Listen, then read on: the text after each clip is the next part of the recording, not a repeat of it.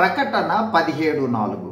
ఆ స్త్రీ ధూమ్ర రక్త వర్ణము గల వస్త్రము ధరించుకొని బంగారుతోనూ రత్నములతోనూ ముత్యములతోనూ అలంకరింపబడినదై ఏహ్యమైన కార్యములతోనూ తాను చేయుచున్న వ్యభిచార సంబంధమైన అపవిత్ర కార్యములతోనూ నిండిన ఒక సువర్ణ పాత్ర తన చేత పట్టుకొని ఉండెను.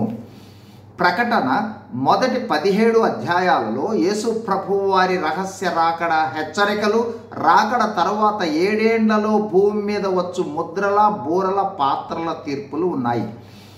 19వ అధ్యాయం నుండి చివరి వరకు యేసు ప్రభువు వారి బహిరంగ రాకడ, 1000 ఏండ్ల పాలన, నిత్యత్వాలు ఉన్నాయి. 17-18 అధ్యాయాలలో మహాబబులోను పతనము ఉన్నది. 17వ అధ్యాయంలో మతపరమైన బబులోను పతనము ఉన్నది.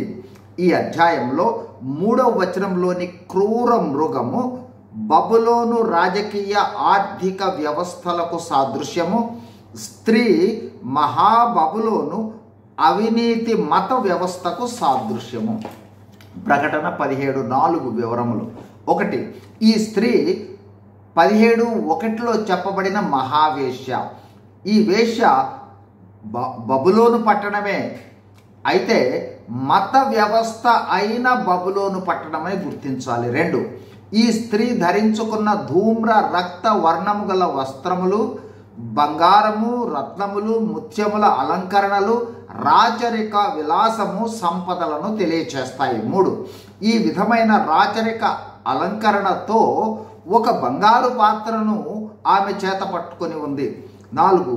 అయితే ఆ బంగారు పాత్ర ఏహ్యమైన కార్యములు, వ్యభిచార సంబంధమైన అపవిత్ర కార్యములతో నిండి ఉన్నది.